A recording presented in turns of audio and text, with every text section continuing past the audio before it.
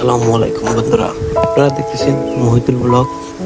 আর আপনাদের আজকে দেখাবো নেভালন সমুদ্র সৈকত চট্টগ্রাম। আপনারা দেখতেছেন প্রাকৃতিক দৃশ্য এবং সমুদ্র সৈকতের একটি মনোরম দৃশ্য এবং কিছু খাবারের ছবি, যেগুলো চট্টগ্রামের সমুদ্র সৈকতের সি ফুড বলে বলা হয়। সি ফুডের সুস্বাদু খাবার খেতে হলে আসতে হবে চট্টগ্রাম নেভালন সাগর পাড়ে। দেখতে থাকুন মহিতুল ব্লগস এবং মনোরম দৃশ্য সাগরের। রাসেল ভাই, কি সি বিচ ঘুরতে আসলা নাকি? এবং যাব সন্ধ্যা বাজারে, জেলেপাড়া সন্ধ্যা বাজারে। আপনারা দেখতেছেন সমুদ্র সৈকত। এটি চট্টগ্রামের একটি হাইওয়ে, যেটিকে বেরিবাদ হাইওয়ে বলা হয়। এটি চট্টগ্রাম শহরের বাহিরে এবং সাগরের পাশ থেকে বয়ে গেছে। এটি মনোরম খুব দৃশ্য, এই দৃশ্য দেখলে মন ভরে যায়।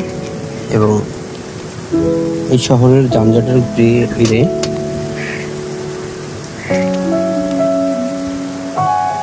এরকম ফাঁকা রাস্তা দেখাই যায় না। আর আপনার রাস্তা পারাপারের সময় অবশ্যই সাবধানে থাকবেন।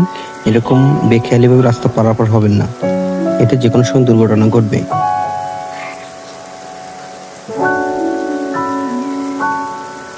আমরা যাচ্ছি জেলেপাড়া সমুদ্র সৈকতের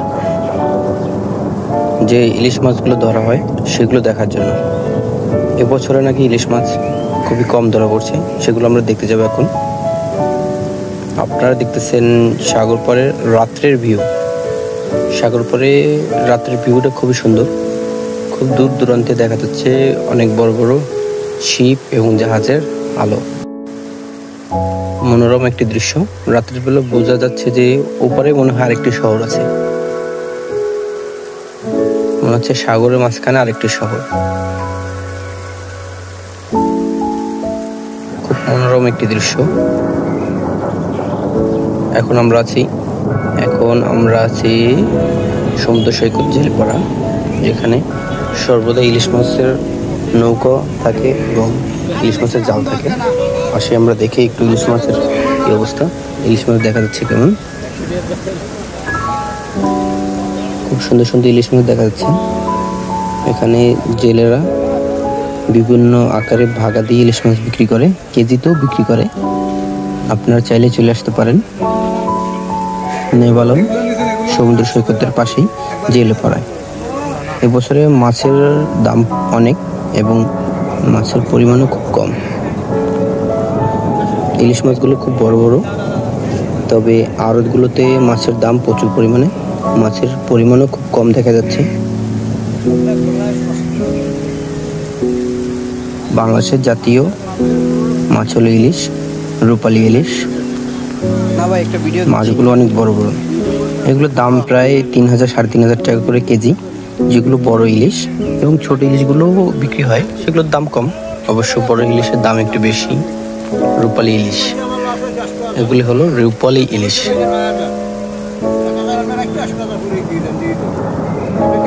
আপনাদের দেখাচ্ছি মহিতুল ব্লগস। আপনারা দেখেন সমুদ্র সৈকতের পাশে যে জেলেপাড়া, সেই জেলেপাড়ায় অসংখ্য ইলিশ মাছের আড়ত আছে, কিন্তু আড়তগুলো একদমই ফাঁকা।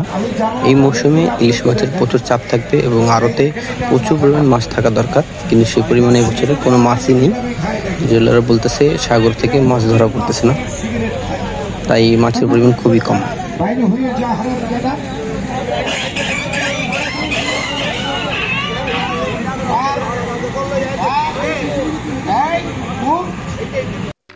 আসসালামু আলাইকুম, আপনারা দেখতেছেন মহিতুল ব্লগস। তো পরের দিন সকালবেলা অফিসে যাওয়ার টাইমে আপনাদের দেখাচ্ছি চট্টগ্রামের নতুন যে ফ্লাইওভার হয়েছে, সেই ফ্লাইওভারের একটি দৃশ্য। অফিসের ফাঁকে এই ছোট ছোট ভিডিও করা এবং সেগুলো ইউটিউবে ছাড়া আপনাদের উপভোগ করানোর জন্য।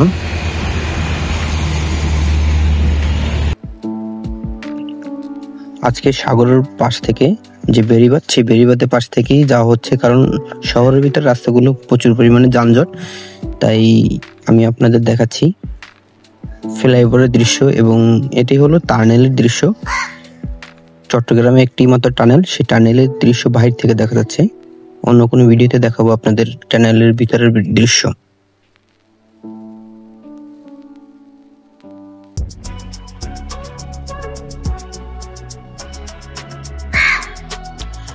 চট্টগ্রামের ফ্লাইওভারের টোল প্লাজায় এখন থেকে টোল নেওয়া শুরু হয়ে গেছে এবং ফ্লাইওভার থেকে আপনারা যেতে পারবেন খুব সহজে শহরের বিভিন্ন স্থানে।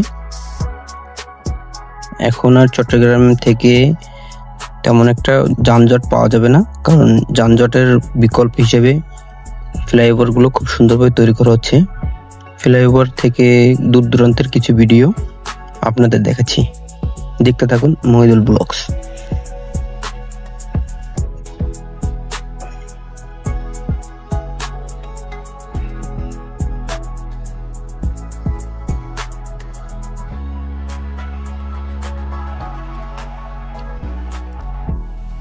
ফ্লাইওভার থেকে দূর দূরান্তের দৃশ্য দেখতে খুব ভালোই লাগে।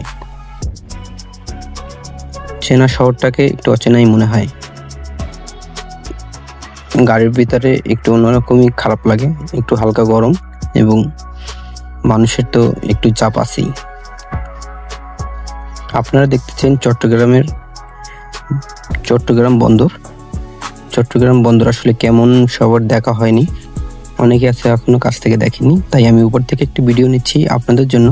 চট্টগ্রামের ভিতরে কন্টেইনার এবং জাহাজের যে কার্যক্রম সেগুলো কিছুটা হলেও চেষ্টা করতেছি আপনাদের দেখানোর জন্য, দেখতে থাকুন।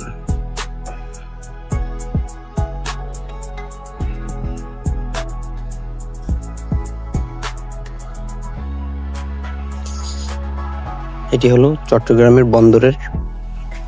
বন্দরের অফিসিয়াল একটি বিল্ডিং, যেটা তৈরি হচ্ছে, এখনো সম্পূর্ণ কার্যক্রম তৈরি হয়নি।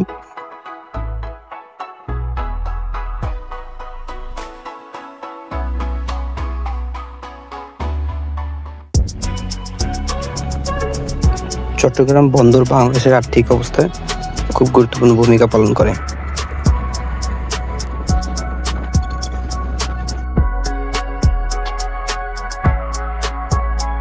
এখন দেখতেছেন আপনারা চট্টগ্রামের মাঝে মনোরম দৃশ্য এবং আগ্রাবাদ বাদামতলির অন্তর্ভুক্ত এলাকায় কিছু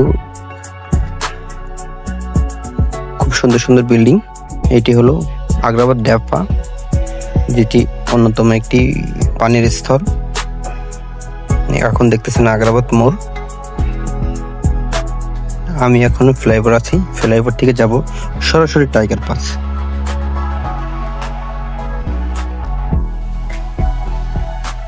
টাইগার পাস হয়ে যদি আপনারা সাগরপাড়ে যেতে চান তাহলে সময় লাগবে সর্বোচ্চ 15 মিনিট থেকে 20 মিনিট, যেটি ফ্লাইওভার হওয়ার কারণে খুব সহজে যাতায়াত করা যায়। এখন দেখতেছেন আপনারা ফ্লাইওভারের বাইরের অংশ।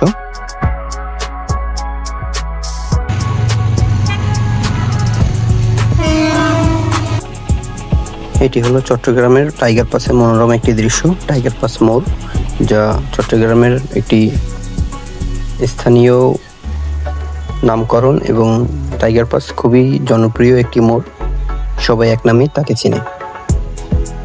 আজকের মতো ভিডিও থেকে এখান থেকেই সমাপ্ত করতেছি এবং লাইক, কমেন্ট, শেয়ার করে জানাবেন ভিডিওটি কেমন হয়েছে।